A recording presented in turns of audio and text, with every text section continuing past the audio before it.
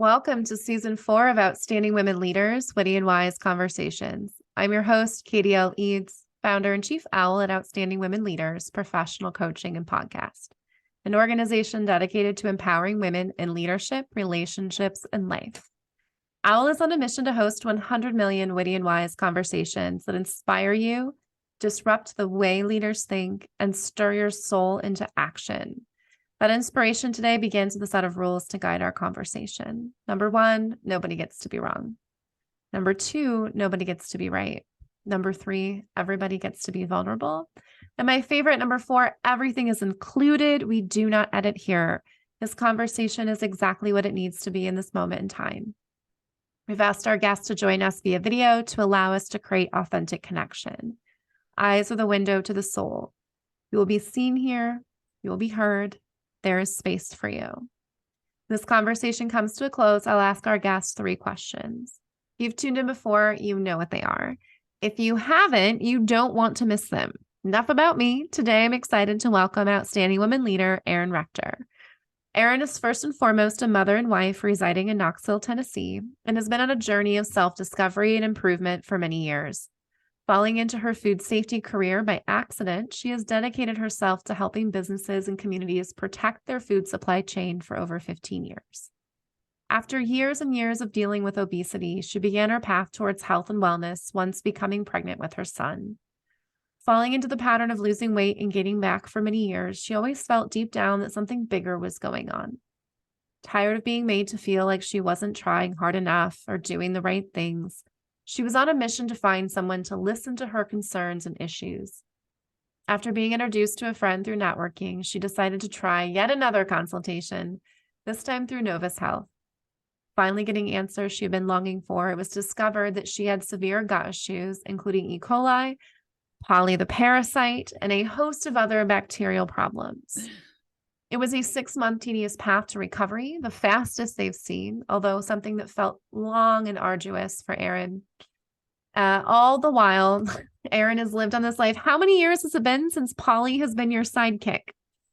So Polly became my sidekick, we're pretty confident, 33 years ago. 33 years. And like Jesus, Polly met her crucifixion. Big year for Jesus, big year for Polly. She was able to go back to where she belonged. She did. 3 years. Okay, so I know this whole story for our listeners. Take us back to the beginning. When you find out that you have this parasite, you remember the moment. Yeah. Yeah. So I was, I guess, officially diagnosed earlier this year. Last year, 2022 in August. But immediately when I found out, I knew when it actually had began. So when I was younger, probably, I was approximately 7 or 8 years old, and I saw worms. Sorry to be gross, but that's what needs to be told, right? The truth. So I saw worms when I went to the bathroom, and I was petrified. Imagine being a 7 or 8-year-old girl and seeing that in the bathroom by yourself, you freak out. And so I was like, I didn't know what it was or what was happening. And I also was not comfortable enough sharing with my family because I felt like I would get in trouble, and that maybe I did something wrong.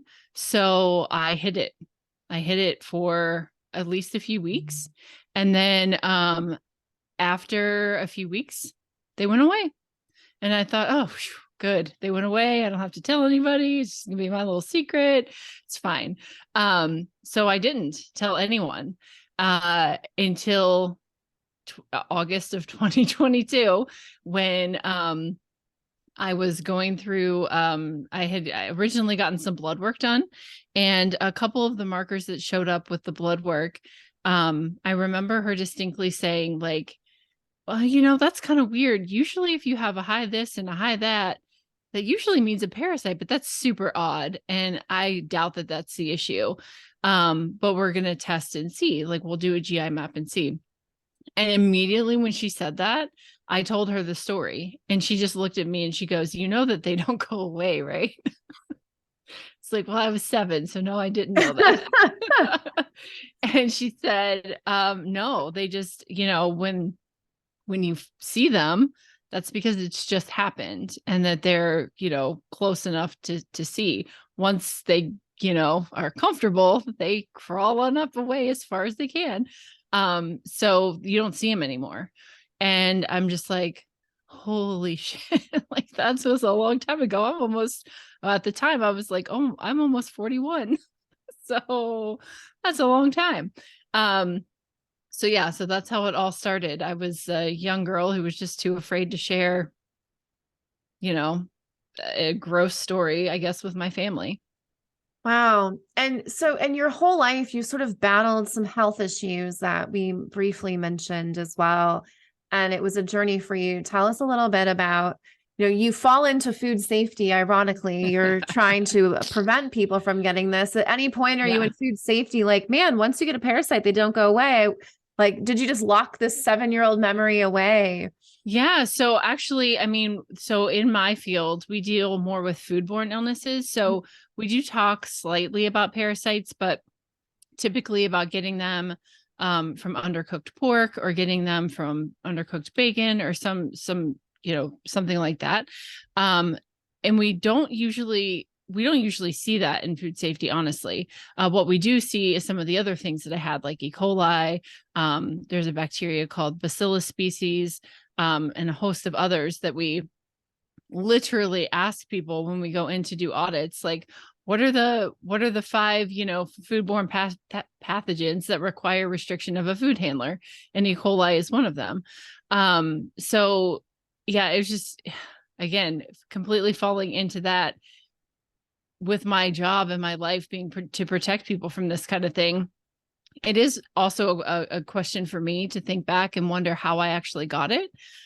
Because this type of parasite, I've done some research, and typically it does come from either undercooked pork or from water. So there was a strong possibility that wherever I got this, I probably wasn't the only one. Wow. Yeah. And I also find it fascinating. So is this something you can give to other people? So you had your family tested.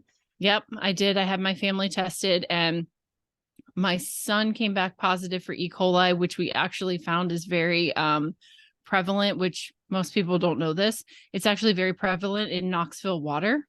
They probably don't want you to know that. Now, is But this the it's drinking water or something the that swimming water? Which E. coli? Where's the E. coli at in this? drinking water. Oh, awesome. Drinking water. So, however, I might also say that it is not the E. coli that we think of. So the E. coli 0587 that causes liver damage and kidney failure, it is not that same E. coli. There are at least 6 or 7 different strands that I know of. And this one is very common, and typically you pass it naturally. So Lucas was tested, he had E. coli, was tested again, he had passed it naturally, he no longer has it. But the problem with me is that I had so many issues that it was impossible to pass any one of them, because they were all just like having a part, like they were world. Yeah. So over the years, you and Polly hang out and get to become really good friends. Yes. How did Polly impact you? Well, it's interesting because for something that you don't know you have for so long, looking back, once you know about it, so many things make sense now. So many of the weight issues that I had and still have are contributed to Polly and her other friends. And really just think myself like, wow, like this thing has been with me literally longer than any other relationship besides my family members, right? So she's like been in life Maybe longer we than can my change husband, my Polly's name to child. Paul and give get a government stipend, to maybe some alimony. Right. Child support, something. Definitely. Oh my goodness. But yeah, just looking back and being like, wow, like this thing has been with me for so long, and like I never even knew it. Like it's a very weird feeling. It explained a lot, and explained a lot of the issues I had. It explained a lot of the pain that I was having, some of the, again, the weight issue I was having, it explained a lot. And it was nice, like knowing that that there was a reason behind it, because I had been told so many times that you're just crazy and lazy and not doing what you're supposed to be doing. So it was kind of nice to feel like, oh yeah, see, there's something wrong with me. Like I knew it. Like I knew that there was something wrong, but I just never knew what it was. So it took a while to find her. But so it's really funny, but not funny. But I was told a story just very recently over the weekend about how and forgive me, I know I'm butchering the story, but how I guess it was like in ancient gods wanted to hide their godly power from regular humans. So they, at first they thought that they were going to bury it deep within the earth, but then they thought, oh, these humans will dig up the earth to find it. And then, oh, we'll put it on the top of the highest mountains, but they will, climb the highest mountain to find it. So we're going to bury it inside of them because they'll never look inside to find it. That's exactly how I feel about Polly. I never looked inside to find her, but she was there the whole time. Yeah. I know so many women who feel dismissed, who feel like their gut is telling them that there is something wrong. And everyone else is saying, well, you haven't just done it correctly, or you need to do this, Yep. or you need to do that. Share a little bit about your journey through that. And how do you trust your gut, pun intended, exactly, when people are telling you that have these medical titles, these fancy degrees, that they know more than you? Yeah. So that's really been the story of my whole life. Ever since, probably I got pregnant with Lucas and brought, my weight issues up to my doctor. It was, try the Mediterranean diet. So I tried the Mediterranean diet. That doesn't work. Well, start working out more. That doesn't work. And then they question you. Well, are you really following the diet? Are you really working out? Are you working out hard enough? Are you working? Like, you get all these questions in your mind, criticisms, or in my mind, and then you look elsewhere. So then I go to a personal trainer and the same thing happens. And I see that you're working out hard enough because I'm working out, but are you really eating the way you say you're eating? Well, yes, I'm sending you my diary every day or my photos every day. Yeah, but is there anything you're keeping out of that? So people are constantly questioning you, and then you move on to the next. And it's like, I've tried so many. I've tried physicians, personal trainers, nutritionists, several different nutritionists, and then back to a new doctor, back to a new personal trainer, back to a new nutritionist, and never had any luck or results. And it is incredibly frustrating. And you start to think that you're the crazy one. You think, well, maybe I'm not trying hard enough. Maybe I'm not doing it right. Maybe I'm not working out hard enough, long enough, strong enough. Maybe I'm not eating right. Maybe I'm eating too much. Maybe I'm eating too little. We could go on and on and on about all the self-doubt that gets put into your head when people question you like that. Yeah. And so you continue to seek outside yourself, as you shared the story earlier. I went to the doctor, I went to the mountains, right, trying to find your way. And along comes Novis Health for you. What was like, if someone is listening to this saying, I think there's something wrong with me too, like, what are the tests? Like, where do you go if you don't live here? What led you to finding Polly? Yeah. So, well, first of all, it was networking and just being open enough to share my story, which sounds probably easy to a lot of people. But again, after you've been kind of beaten up so much for it, the last thing you want to do is tell another person like your problem, because you're just afraid of what they're going to say again. So first of all, sharing my story and being open to do that. And then even after that, I was very cautious because the person I met invited me to come do a consultation, and I was hesitant, but I decided to do it. So I went in for the free consultation, sat down with them. They explained to me the whole process. The health coach was amazing. She was explained everything, was very understanding. I told her everything as if I'm telling you right now about what I had been through before. And then I just felt like something was wrong. Also said, typically my blood work is good. So, where do we go from here? What's the plan? What does this look like? So, the very first step is to do blood work. So I did my blood work and got the results, and in true Erin fashion, there was no red flag, right? Everything was like, pretty much normal. There's a couple little things. Like I said, there were 2 markers that were a little off, and they were like, well, I mean, that's not too untypical. So, I mean, it could be nothing. But I think we need to dig a little further. So then the next step would have been one of 2 different paths. The path was a GI map, which is a stool sample. And then the other path would have been a hormone test. And after a discussion with the health coach, we both agreed that the GI map was definitely the way to go. And turns out to be definitely the way to go. So we did the GI map, which again, I mean, this is the first time in my life I had ever had a stool sample that I know of. If I was a child, right? Our dogs get stool samples. Right. Why don't we get stool samples? Right. Exactly. And you're like all about it too. When it's your dog or your pet or your kid, like you're like, nope, we have to do this. But when it comes to you, you're like, I'm good. So I did it and got the results back in a couple weeks. And they were like, I remember very, very a few times during this journey where the health coach comes out and she's just like beaming from ear to ear. And I'm like, okay. And she's like, we got answers. And I'm like, oh, awesome. We have answers. So, we sat down and went over the results, and the doctor actually referred to me as the worst gut case he had ever seen. Wow. Congratulations. Yeah. So what I love about Erin is that when she's here to have something to prove. So when she does something, she does it all the way, right? 33 years is a good run for Jesus. It's a good run for Polly. It really is. Yeah. So everything's changed for you since there, and 6 months goes by, you're parasite free. What are some of the noticeable differences that you're experiencing?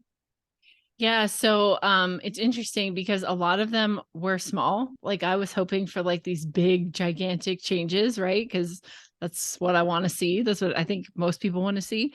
But going back and reading my journal from when I first started going there, I realized how many little changes had happened. Pain in my hips that had gone away, pain in my feet that had gone away or had gotten significantly better. Aches and pains in my knees and especially my fingers were probably the biggest improvement, because every morning I would wake up like completely stiff fingers that would I couldn't even bend them first thing in the morning. It was so painful. Like all my joints felt that way, my toes, my ankles, my knees. Did they tell you why the parasite or how that parasite impacts your joints? So not specifically, but they said it was mostly the water retention and the weight gain. So I think that was really most of it. So then also to bloating, I had such severe bloating that there were times where I actually looked pregnant, and felt pregnant too, where my stomach would just protrude so much and it felt so painful and was so horrible. And that's significantly gone away since Polly has been evicted, kicked out. But yeah, all kinds of small changes. Not as much weight loss as I had hoped, but you know what? Polly led me to discover some other things. So thankful for that.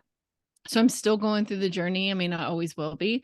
And hopefully once we get a few of these other issues resolved, and 2, I'm still healing. My gut is still healing. So just to back up a little bit, they highly discouraged me from getting the second test. So we got the second test 6 months in. So 6 months after the original GI map, I had my second one. And they discouraged me to do it. One of the coaches said, I really wouldn't do this if I were you, because you have such a bad gut issue and you work so hard. I'm afraid that you're going to see no results and get discouraged. So she said, I really think that you should wait a year and then see where you're at. And then we can go from there. But I just don't think that you should do it. And of course I didn't listen. So I did it anyway. And again, so when I went back to do to get the results, it was a different coach this time, but he was beaming from ear to ear. He was like, I've got good news, and like, come on back, so excited to share with me.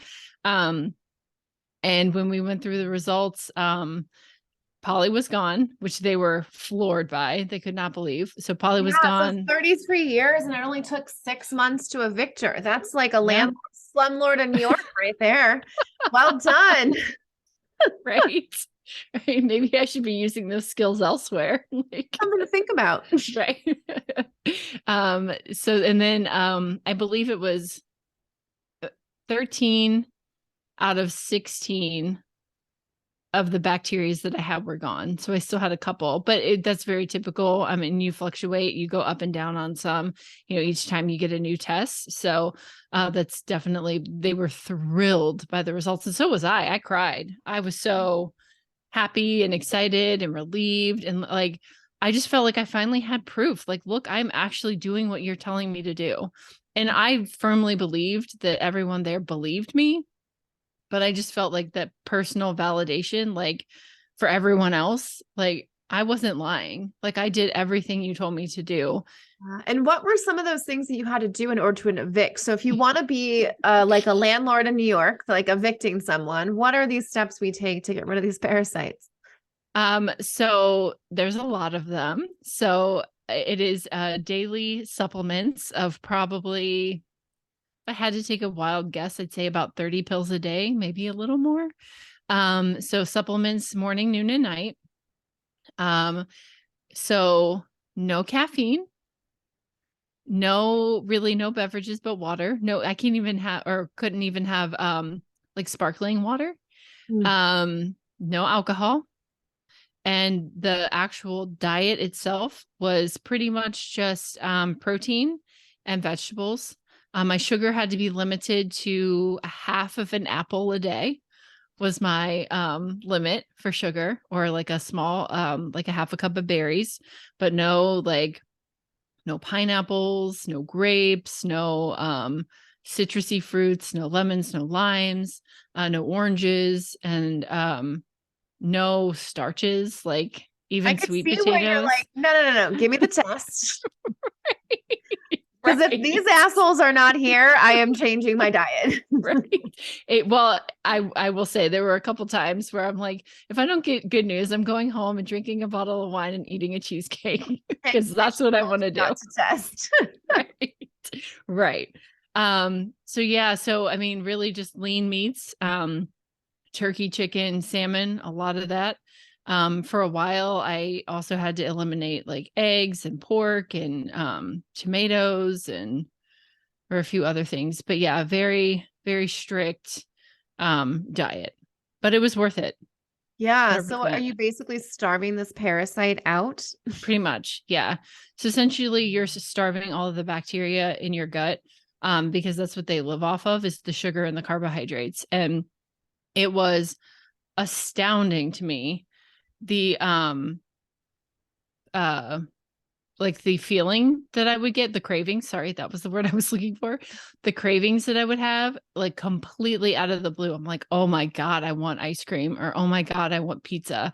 And that was the parasite and the bacteria, like looking for their food, really. Like they're causing these cravings because they need sugar and they need carbohydrates to live. So essentially I starved them all out by not eating carbs and sugar. That is really eye-opening for people when they're looking at wanting to cut out. I can no longer hear you. Sugar. It's really eye-opening for people that how eye-opening for people that want to get rid of their sugar in your diet is that it's really not about you wanting sugar. It's a parasite that wants sugar, which is pretty crazy to think about. I cannot hear you. So we're going to wrap up here because I think Erin is having an issue with her microphone. So Erin, time. There we go. We're back. I can hear you again. Sorry. I'll figure it out. Perfect. I was like, we're going to wrap up here. I don't know what happened there, but yeah, it just went up, just went dead. The parasite had its day. I was just saying, like, it's amazing to think about when we have a craving. We know that these parasites, these bacteria in our gut, are hijacking our brain. Mm-hmm. So for you to just really realize, wow, like the parasite's ringing its dinner bell. Yep. And that's happening for all of us. All of us, we have to have gut bacteria, like that's there for a reason. But when we're getting cravings, I'm thinking about, if the cravings go away after 2 weeks. I know whenever I've eliminated sugar after 2 weeks, I usually don't have the cravings anymore, sometimes less. Yeah. It's interesting to think about how we're just not feeding the bacteria that asks for it. Yep, exactly. Yeah, because I'd say after a few months that went away. Very cool. Erin, thank you so much for sharing your story. As we wrap up here, I have my 3 questions. What is your superpower? Oh, my superpower is my intuition. Being able to trust my gut. That is a superpower that even a parasite and several bacteria cannot take away from you. Exactly. Exactly. And you had it in you this whole time, Obi-Wan. Right. The power was within me. The power has always been within you. So your superpower of also just your tenacity of not everyone can say, I'm going to starve a parasite, because parasites ring a really loud dinner bell. So Yes, they do. Yes, they do. What's your purpose? Oh, my purpose is to be a good example for my son and for others. To always be that inspiration.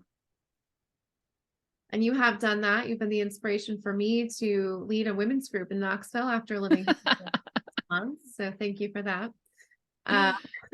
No, trust me. Thank you for that. I know, it's true. You owe me a drink. Or a couple. Maybe a bar. Right. Erin, what is next for you? Oh, goodness. What's next for me is really just continuing on this journey and keep discovering my true inner self, now without Polly in it. Where does your intuition tell you is next without Polly? So really what's next is just continuing on this health journey. Again, I do have a couple of other things in the works. Actually, I'm having a procedure done tomorrow. So very excited to have that done, and hopefully that will speed up some of the healing process of what my body is going through. So just really letting myself listen to myself and be like at peace with my body. Something that I had been brought to my attention recently, which is something that I have kind of fought for a long time, is that my body is a privilege to live in instead of a problem.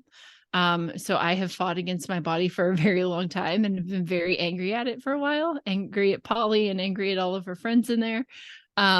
But now just realizing that my body is a privilege, and that everything that I'm going through is a story for somebody else to listen to and hopefully take something away from. Yes.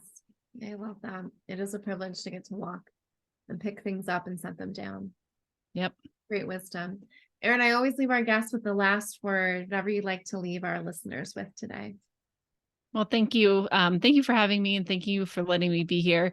But really what I want to leave your listeners with is trust yourself, trust your body. And if you have an inkling that something is wrong, just keep fighting until you find that person who will listen to you. Because if your body is telling you something's wrong, there's probably something wrong and you should be listening. Don't ignore it.